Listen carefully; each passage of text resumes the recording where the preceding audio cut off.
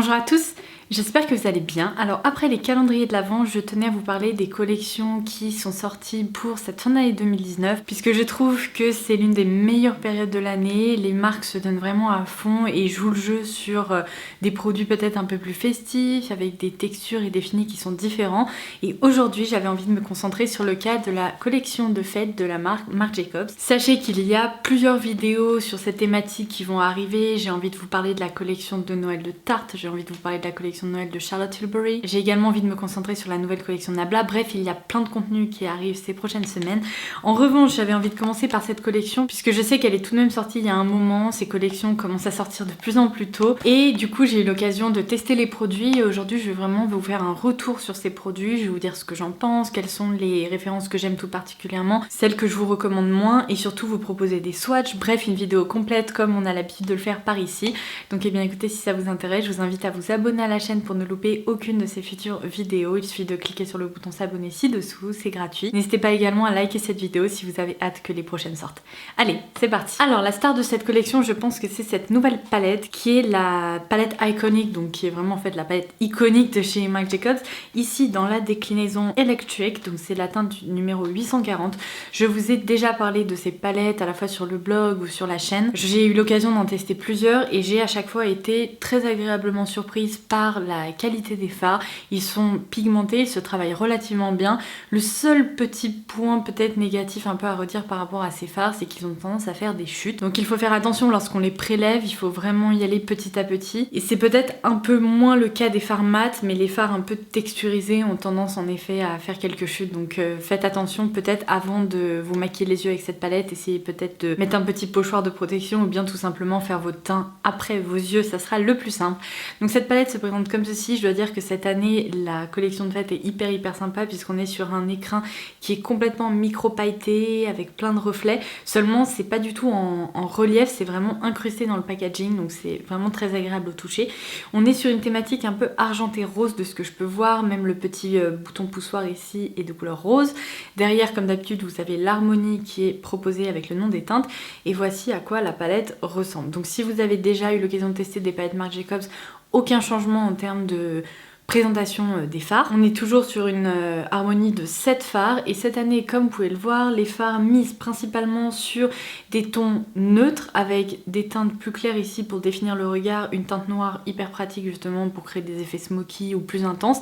Et ensuite vous avez 3 fards qui jouent sur la thématique de la collection, à savoir du rose un peu plus soutenu, du rose plus pâle et de l'argenté. Alors moi qui suis pas une fan absolue de rose sur les paupières, je dois dire que là j'ai été très agréablement surprise. Le maquillage que j'ai réalisé avec cette palette m'a beaucoup plu et j'ai beaucoup aimé le porter et je trouve que ce contraste entre le rose et le noir fait vraiment ressortir quelque chose en fait dans le regard et ça permet de changer un peu des couleurs que j'ai l'habitude de porter et je pense que ça pourra également changer peut-être des couleurs que vous avez l'habitude de porter. Donc je vais vous expliquer comment j'ai réalisé le maquillage que vous venez d'apercevoir. Alors j'ai commencé par appliquer le 3e fard de la palette dans le creux ainsi qu'en coin externe pour commencer à définir le regard et pour vraiment estomper les rebords du maquillage j'ai utilisé le 2e fard qui est un marron un peu moins soutenu, un peu moins foncé, qui va me permettre vraiment de créer aucune démarcation entre ma peau et le fard. J'ai utilisé le fard le plus clair de cette palette pour justement estomper les bords et être sûr que le rendu soit impeccable. Ensuite au doigt j'ai prélevé le 4e fard qui est ce rose un peu plus soutenu.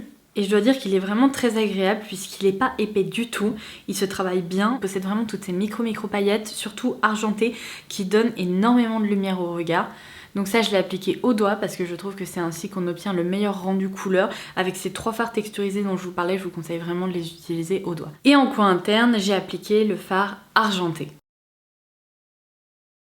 J'ai ajouté un peu de dimension en appliquant le fard noir que j'ai concentré en coin externe. Comme vous pouvez le voir, je fais toujours un rappel couleur en ras de cils inférieur. Donc j'ai bien évidemment utilisé le 2e fard de la palette, puis le noir. Puis j'ai fait un rappel couleur avec le rose. Pour changer un peu de mon liner noir habituel, j'ai appliqué le liner Blitz Coin qui est également un liner Marc Jacobs, qui est un liner liquide dont je vous reparlerai un petit peu plus tard à la fin de cette vidéo puisque je me suis dit que c'était l'occasion de vous faire un retour également sur ces nouveautés. Puis ensuite une bonne couche de mascara ou 2 ou 3 et voilà, le tour était joué. Et je dois vous avouer que j'aime beaucoup le rendu même si c'est peut-être pas des couleurs que je porterai au quotidien, notamment pour les teintes les plus roses. Toutes les autres par contre on peut facilement s'en servir au quotidien et je dois dire que le rendu m'a beaucoup plu. J'ai également en profité pour vous insérer des swatchs de ces fards à paupières. Donc tout d'abord vous allez pouvoir retrouver la première teinte qui est donc la teinte Rock Out. ensuite la teinte Feel, puis la teinte The Rhythm, puis la teinte Glittering, et enfin je vous propose des swatchs de la teinte The Stage, In Stardust, et enfin Tonight. Donc mon bilan concernant cette palette est plutôt très positif. Je trouve que les fards, en fait j'ai rien à redire, c'est-à-dire qu'ils sont très pigmentés, ils se travaillent facilement, ils s'estompent facilement, ils permettent de créer de jolis maquillages. L'harmonie est assez différente en fait des autres harmonies proposées jusqu'à présent chez Marc Jacobs, et si elle vous plaît, eh bien je vous la recommande. Comme je vous le disais, attention, ces fards sont peut-être un peu poudreux, peuvent faire un peu de chute, il faut faire attention avec les petits dépôts en dessous de l'œil, mais sinon je trouve que c'est une très belle palette qui est proposée pour cette fin d'année 2019. Alors ensuite, le deuxième produit un peu phare de cette collection, c'est l'highlighter Omega Glaze, qui est ici apparemment l'illuminateur métallisé multi-visage. Alors c'est toujours un très très gros format. Vous connaissez probablement ce format chez Marc Jacobs puisque les bronzers sont dans ce format, les highlighters également. Alors là c'est une nouvelle teinte qui s'appelle Showstopper et qui se présente comme ceci. Alors je pense que vous allez pouvoir l'apercevoir, il s'agit en fait d'un rose très très pâle, vraiment très pastel, avec un effet un peu micro pailleté en relief qui donne l'impression qu'il y a comme des reflets un peu dorés à l'intérieur. Alors l'écrin est encore une fois superbe, j'ai rien à redire de ce côté là. Quand j'ai découvert la teinte je me suis dit ça peut être sympa parce que pour le coup j'aime pas les highlighters qui sont trop roses, mais là ça m'avait l'air d'être assez lumineux. Alors malheureusement c'est probablement le produit que je vous recommande le moins dans cette collection. Moi je dois vous avouer que la teinte ne m'a pas du tout convaincue. En fait moi j'aime les highlighters qui sont très lumineux et là j'ai malheureusement remarqué que il y a comme un effet glacé au-dessus de l'highlighter. Donc il y a comme un spray over et en fait dès qu'on le swatch pour la première fois, eh bien ça retire cette couche un peu micro-pailletée et ça laisse apparaître une poudre à peine satinée, et donc lorsqu'on s'en sert sur le visage, soit on a cette couche vraiment de micro-paillettes qui sont vraiment pour le coup des micro-paillettes, soit on atteint la couche en dessous et dans ce cas c'est pas très très lumineux. Alors je le porte aujourd'hui et comme vous pouvez le voir, en fait c'est assez rose, c'est un peu micro-pailleté, ça apporte pas une luminosité de dingue. Bref, c'est pas le genre d'highlighter que personnellement je recherche et que je vous recommanderais en fait. Je préfère les highlighters qui sont bien plus neutres, bien plus lumineux, qui ont un effet plus métallique. Les paillettes, c'est pas quelque chose qui me dérange en soi, surtout quand elles sont très très fines. Mais là, malheureusement, en fait, vous allez vous en servir 5 fois, il y aura plus du tout de micro-paillettes et ça va juste vous laisser une poudre un peu semi-lumineuse, à peine satinée, et ça c'est vraiment dommage. Je sais que chez Marc Jacobs il y a d'autres highlighters qui étaient sortis en édition limitée malheureusement qui sont hyper réussis, très lumineux, etc. Mais ça malheureusement, c'est un peu le produit de la collection, j'ai envie de vous dire, à part si vraiment le rendu en swatch vous tente, c'est pas un produit que je trouve dingue. D'ailleurs sur les swatchs je vous mettrai en fait la différence entre un swatch avec ce spray over et le swatch sans le spray over. Vous verrez que rien que comme ça sur le dos de la main ça se voit et sur le visage ça se voit encore plus parce que vraiment quand on atteint cette couche là, non mais regardez, c'est très très très léger et ces reflets roses en fait c'est pas très naturel, donc ça malheureusement ça m'a pas convaincu. Alors ensuite on passe à deux nouvelles teintes des fards Sequins dont je vous ai déjà parlé puisque je crois que je vous avais fait un article également dédié sur le blog lorsque les premiers Sequins étaient sortis. Ce sont vraiment des petites merveilles chez Marc Jacobs et là on retrouve si je me trompe pas 4 nouvelles teintes, j'en ai 2 à vous présenter aujourd'hui. Donc je vais vous les présenter. Le seul truc c'est que ces fards ont toujours beaucoup de succès et je crois qu'en ligne ils sont déjà épuisés. Donc à part chez Sephora en magasin vous risquez d'avoir du mal à les trouver. Donc en termes de format évidemment c'est tout à fait similaire aux originaux. Donc si vous les connaissez pas encore je vais un peu vous expliquer de quoi il s'agit. Mais en termes de format vraiment si vous les connaissez c'est exactement la même chose. C'est un packaging en verre avec un bouchon qui pour une fois a été pimpé avec ce côté micro pailleté. Donc on retrouve sur tous les produits de la collection. Alors je commence par la teinte que je porte aujourd'hui sur mes paupières puisque c'est une teinte que je trouve vraiment assez unique et assez dingue, c'est la teinte Stardust. Donc vous avez un petit fard comme ça, donc le bouchon qu'on retire. Ensuite on a une protection qui permet de bien garder son fard empaqueté là-dedans.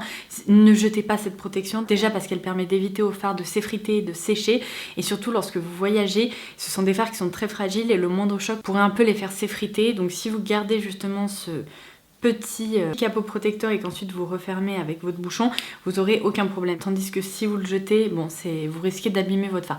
Donc ça c'est la teinte Stardust qui est la teinte numéro 100, celle que je porte sur mes paupières. Je la trouve vraiment très très réussie. C'est une jolie déclinaison en fait des fards qui étaient sortis initialement. Elle est très lumineuse, ce sont des textures qui se travaillent très facilement. Moi je m'en sers tout simplement au doigt parce que je trouve que c'est ainsi qu'on obtient le meilleur rendu couleur, la meilleure pigmentation et vraiment qu'on en tire le meilleur parti de ces fards. phare. En fait, on est d'accord, Marc Jacobs n'a rien inventé puisque des phares comme ça, il en existe en Corée depuis très longtemps et je vous ai déjà parlé de plein de déclinaisons à plus petit prix. Seulement, je trouve que c'est une des versions qui est disponible justement dans notre cosméto occidental, qui est la plus réussie, la plus pigmentée, la plus agréable à porter et qui tient le plus longtemps. Donc du coup vraiment ça j'aime beaucoup. Et ensuite j'ai une teinte lilas qui s'appelle Smash Glitz, la teinte numéro 94, et voici comment elle se présente. Moi qui suis pas très fan de violet sur les yeux parce qu'en fait avec mes cheveux c'est vraiment terrible, ça crée un contraste vraiment pas joli. Cette teinte là je peux tout à fait la porter parce que comme vous pouvez le voir c'est un lilas plus qu'un violet et c'est vraiment une teinte qui est très lumineuse, donc dans tous les cas je vous montrerai des swatchs à l'écran. Et si vous n'avez jamais testé les fards Sequins de Marc Jacobs, si jamais vous trouvez pas ceux-là, eh bien attendez qu'il y en ait d'autres qui sortent, mais en tout cas sachez que c'est une valeur sûre et qu'ils sont vraiment excellents. Alors on en arrive aux produits pour les lèvres. J'ai ensuite deux nouveaux gloss dans la gamme Enamored qui sont en fait les lacs à lèvres scintillantes. Alors lacs à lèvres why not, moi je trouve que ce sont surtout des gloss qui pour le coup ne collent pas du tout. Je vous avais déjà fait une revue de ces produits, d'ailleurs je crois que je vous avais fait une vidéo dédiée si je me trompe pas, donc vous en avez déjà entendu parler si vous me suivez depuis un moment. Là exactement le même concept, c'est-à-dire que les packaging ont été complètement pimpés avec ce bouchon qui est ultra scintillant, qui est vraiment très sympa. Je trouve que sur les gloss c'est vraiment presque le plus joli rendu parce que entre ce côté transparent avec la couleur du produit en tant que tel plus ce bouchon, je trouve ça juste sublime. En fait ce sont de très jolis produits pour celles qui collectionnent le make-up et également à offrir. Et donc là je porte aujourd'hui cette teinte-ci qui est la teinte Jenny Kiss. Vous le verrez en swatch mais c'est un très joli lilas avec des reflets à la fois argentés, dorés, très lumineux. Ce sont des gloss qui laissent un voile coloré mais qui sont pas comme des lacs à lèvres, vous savez, super pigmentés, donc du coup ils se portent hyper facilement au quotidien. Vous pouvez les porter seuls, par-dessus un crayon à lèvres, par-dessus un rouge à lèvres.